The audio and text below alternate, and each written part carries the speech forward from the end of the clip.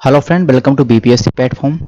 आई hope आप लोग बहुत अच्छे होंगे और अपना बीपीएससी मेंस का प्रिपरेशन अच्छे तरीके से कर रहे होंगे। जैसा कि आप लोगों ने देखा, कैलेंडर में जो डेट है बीपीएससी मेंस का वो 30 दिसंबर है और अभी तक कोई डेट बढ़ने की कोई संभावना भी नहीं। जैसे कि जो नए चेयरमैन हैं वो जो भी उन्होंने कैलेंडर में डेट रखा उसके अकॉर्डिंग उन्होंने एग्ज़ाम लेने की प्लान बना चुके हैं। तो हमें अच्छे तरीके से अपना प्रिपरेशन को और भी स्पीड करना चाहिए। जैसा कि बहुत ज़्यादा समय बचा नहीं आपके पास, 2 महीने बचे हैं आपके प्रिपरेशन के लिए। 2 महीने में जो भी चीज़ें हैं अच्छे तरीके से कवर होना चाहिए। जो भी प्रिपरेशन कर रहे होंगे ऑलरेडी उन्होंने कहीं ना कहीं अच्छे तरीके से प्रिपरेशन कर लिया होगा। तो आज का वीडियो जो हमारा होगा वो हिस्ट्री ऑप्शनल जो हमारा है, जिनका भी हिस्ट्री ऑप्शनल है, तो एंशिएंट हिस्ट्री जो हमारा सेक्शन 1 में जो सवाल आता है, सेक्शन 1 में एंशिएंट हिस्ट्री के सवाल आते हैं। 3 सवाल होते हैं और 3 में से हमें 2 का उत्तर देना होता है। तो ये उसके प्रोबेबल टॉपिक पे हम लोग डिस्कस करेंगे आज के वीडियो में। कौन से टॉपिक से सवाल आने की संभावना इस बार है, मैं गारंटी नहीं दूंगा, बट इस बात को ध्यान रखिए कि मैंने बहुत अच्छे तरीके से एनालाइज किया है। आपके सामने मैं यहाँ पे एनालाइज करके दिखाऊंगा और वो सारे टॉपिक, वो सारे चैप्टर जिनसे सवाल आने की संभावना बनी हुई है इस बार, उन सारे टॉपिक को आज के वीडियो में हम लोग कवर करने वाले हैं। ओके, तो बहुत महत्वपूर्ण सेशन होने वाला है और ऑलरेडी आप लोगों का डीआई का वीडियो मैंने आपको डाला प्रीवियस ईयर का। तो ऐसा नहीं कि डीआई का वीडियो नहीं आएगा, मैंने 2 वीडियो डाला 2 ईयर का, 66 बीपीएससी और 65 बीपीएससी का मैंने डीआई करवा दिया हूं मैं आपको पूरा। और पूरे मैंने बोला 48 52 तक मैं पूरे डीआई करवाऊंगा। जितना भी सवाल अभी तक डीआई में पूछा गया है उन सारे सवालों को मैं करूंगा। ओके, तो इस चीज़ के लिए परेशान नहीं होना। ये वीडियो आएगा सैटरडे संडे को मैं वीडियो लाऊंगा और हिस्ट्री ऑप्शनल के बहुत सारे वीडियो देखने को मिलने वाले हैं। ये वीडियो आपके लिए 67th के लिए ही महत्वपूर्ण नहीं है, ये 68 बीपीएससी के लिए महत्वपूर्ण है। ओके, इस बात को ध्यान रखिएगा। तो केवल जो 68 का प्रिपरेशन कर रहे हैं स्टार्टिंग से, उनके लिए तो बहुत ज़्यादा महत्वपूर्ण है कि वो स्टार्टिंग से ही एक सिलेक्टिव स्टडी करें। ओके, पढ़ना तो सब कुछ है लेकिन एक सिलेक्टिव स्टडी करेंगे तो हमें थोड़ा सा अच्छा प्रिपरेशन हो पाएगा, इस बात को आपको पता होना चाहिए।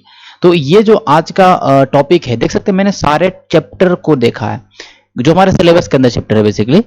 तो और एक मिसलेनियस भी मैं आपको इंस्टेंट में बताऊंगा कि कुछ कुछ मिसलेनियस सवाल भी आए हैं। तो ये चैप्टर जैसे इंडस वैली सिविलाइजेशन है, वैदिक एज है, प्री मॉडर्न पीरियड है, बुद्धिज्म और जैनिज्म है, मॉडर्न एम्पायर है, पोस्ट मॉडर्न पीरियड है, गुप्ता, मतलब जितने भी टॉपिक आपके हैं। तो 39 बीपीएससी से 66 बीपीएससी तक, 39वां बीपीएससी से लेके जो 66वां बीपीएससी तक जितना सवाल अभी तक पूछा है वो कैसे पूछता है, कौन से टॉपिक से पूछता है, वो हम लोग आज की वीडियो में समझेंगे। ओके, जैसे देखिए सिंधु भारतीय सभ्यता से देखिए, स्टार्टिंग के जब 39-40 बीपीएससी का एग्जाम हो रहा था तो उस समय सिंधु घाटी सभ्यता के और वैदिक एज के बीच में कैसे उनको अलग डिफरेंट सोसाइटी मानते हैं वो पूछा। ठीक है, वैदिक एज और इंडस वैली सिविलाइजेशन के मेन आप ये समझने कि उनके दोनों के बीच के डिफरेंस को पूछा रहा है सवाल को। 40वें बीपीएससी में उन्होंने पूछा सिंधु घाटी सभ्यता के ओरिजिन के बारे में।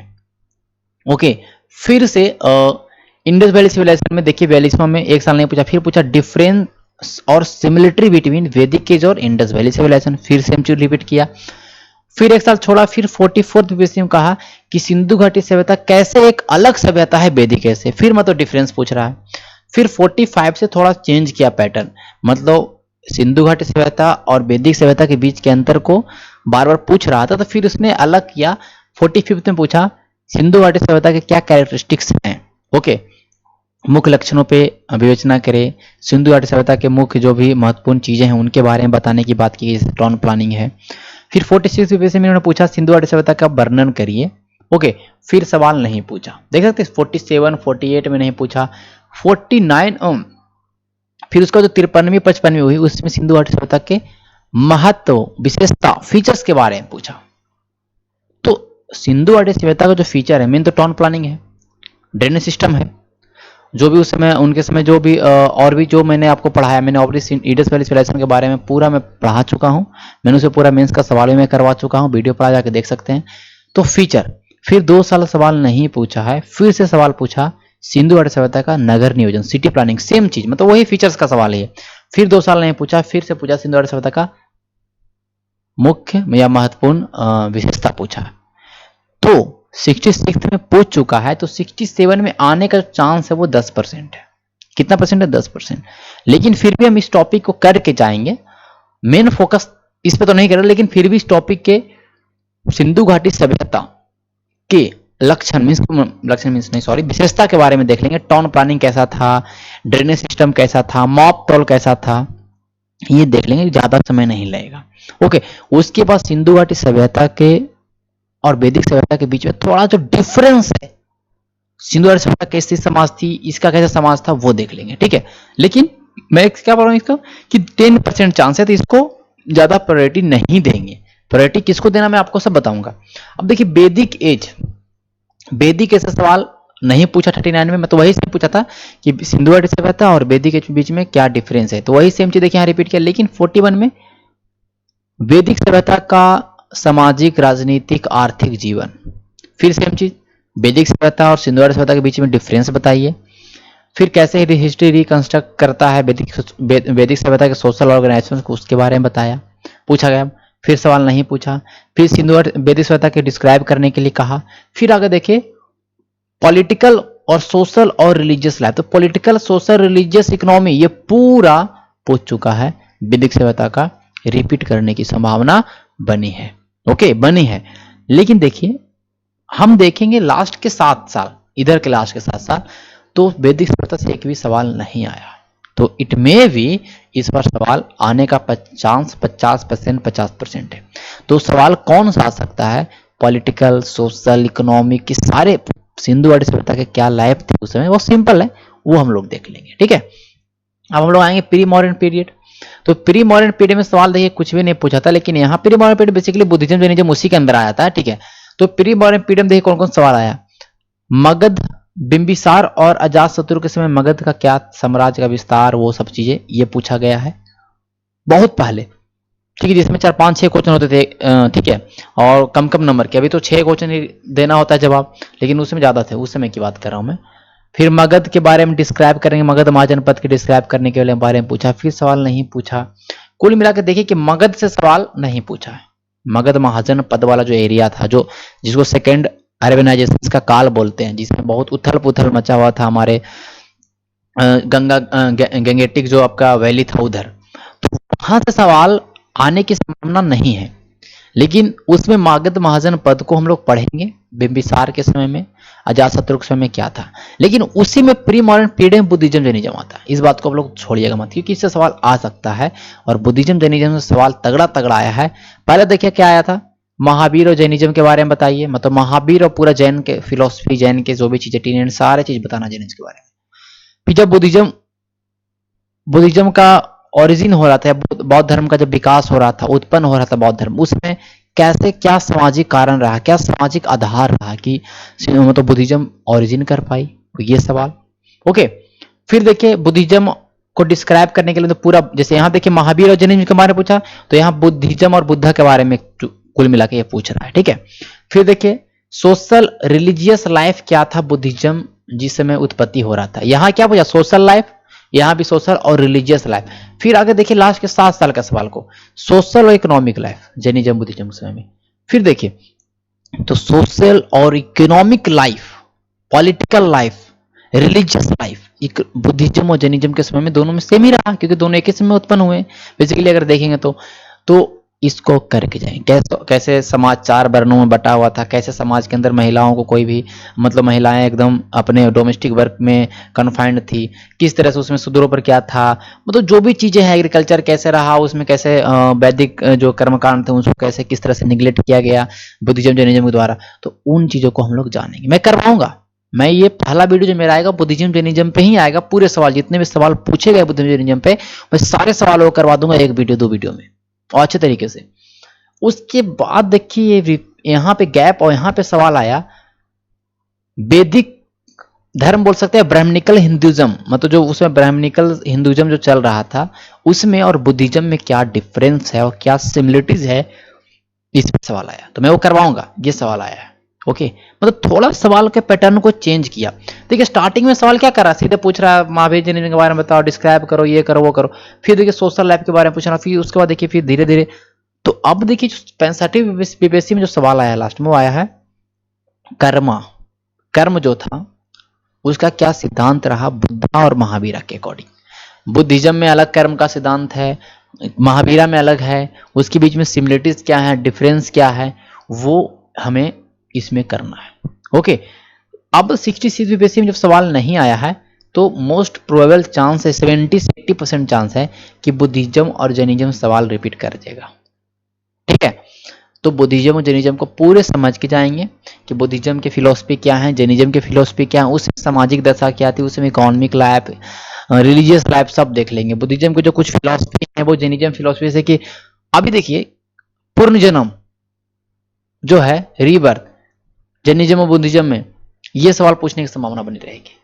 यूपीएससी को जो सवाल पूछा गया है प्रीवियस ईयर, थोड़ा सा उसको हम लोग देख लेंगे, इस टॉपिक से क्या क्या सवाल आया है, टॉपिक को देख लेंगे क्योंकि पढ़ा हुआ सब रहेगा। तो ये बहुत ही महत्वपूर्ण टॉपिक है, इस बार बुद्धिज्म जैनिज्म से सवाल आने की संभावना है। फिर देखिए मौर्यन एम्पायर में अशोका के धर्म एडमिनिस्ट्रेशन क्या रहा मौर्य साम्राज्य के समय, मतलब अशोक के बारे में पूछा। फिर अशोक के समय कैसे मौर्य साम्राज्य का विस्तार हुआ पूछा। फिर से प्रशासन के बारे में पूछा। फिर अशोका और मौर्यन कला के बारे में पूछा। फिर किस तरह से नियंत्रण पद्धति थी उस समय मौर्यन के समय में, ये थोड़ा सा मतलब ये भी प्रशासन से जोड़ दिया। ठीक है, सोशल इकोनॉमिक लाइफ पूछा है। ठीक है, फिर आप देख सकते हैं प्रशासन। फिर अशोका का किस तरह से ह्यूमैनिटेरियन रहा वो अशोका, मतलब अशोक को बार बार टारगेट किया था, अशोक से सवाल पूछ रहा है, अशोक से सवाल पूछ रहा है। और प्रशासन, ये दो महत्वपूर्ण है, प्रशासन अशोक से सवाल पूछा गया। उसके समय सोशल इकोनॉमिक लाइफ से सवाल एक बार पूछा।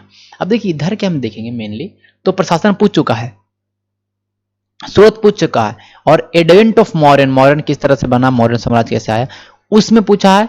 और कलिंग बार अशोका, फिर से अशोका को रिपीट किया। और सेंट्रल एडमिनिस्ट्रेशन 66 में पूछ चुका। मतलब मौर्यन एम्पायर से सवाल आने के चांसेस मतलब उतना नहीं बोलेंगे लेकिन है। तो क्योंकि देखिए सवाल रिपीट करता है, कंटिन्यू रिपीट कर रहा है, देख रहे हैं इधर भी देखिए कंटिन्यू रिपीट किया, एकदम छोड़ा नहीं, एक साल छोड़ा। फिर देखिए मतलब मोस्ट इंपॉर्टेंट टॉपिक है मौर्यन एम्पायर, इसलिए क्योंकि ये बिहार वाले एरिया में है और बीपीएससी दे रहे हैं आप। तो मौर्य साम्राज्य के प्रशासन तो पिछला साल पूछा है, तो इस प्रशासन तो कम आएगा। तो मौर्य साम्राज्य के सोर्सेज, मौर्य साम्राज्य के समय अशोका के बारे में हम लोग पढ़ेंगे, अशोका के धर्म के बारे में देखेंगे, ये महत्वपूर्ण टॉपिक है। अशोका के धर्म, अशोका के ह्यूमैनिटेरियन जो काम रहा वो हम लोग देखेंगे। ठीक है, पोस्ट मॉडर्न पीरियड में गंधार कला पूछा, कैसे बाहरी मतलब देशों के साथ किस तरह का संबंध रहा पोस्ट मॉडर्न पीरियड में वो पूछा। कैसे साउथ ईस्ट के साथ उनका व्यापार के संबंध रहा वो पूछा है। फिर पोस्ट मॉडर्न पीरियड में सवाल नहीं पूछा था, फिर 56 में फिर ट्रेड एंड कॉमर्स पूछा, फिर नहीं पूछा। तो इट में भी पूछे, तो इससे चांस आने की 50% चांस है। तो ट्रेड और कॉमर्स पूछ सकता है पोस्ट मॉडर्न पीरियड में। या ट्रेड और कॉमर्स जब हम लोग पढ़ेंगे तो बेसिक जाहिर सी बात है कि साउथ ईस्ट एशिया के साथ ट्रेड हम लोग पढ़ ही लेंगे, तो वो वाला पूछेगा, इस बात को ध्यान रखिएगा। फिर गुप्ता पीरियड में हम लोग आएंगे तो स्वर्ण काल क्यों बोलते हैं वो पूछा। फिर स्वर्ण काल पूछा एक साल छोड़ के। फिर गुप्त कला के बारे में फिर 2 साल छोड़ा, गुप्ता का कैसे पतन हुआ वो छोड़ा। फिर स्वर्ण काल, फिर गुप्ता का क्या कॉन्ट्रीब्यूशन रहा, फिर छोड़ा।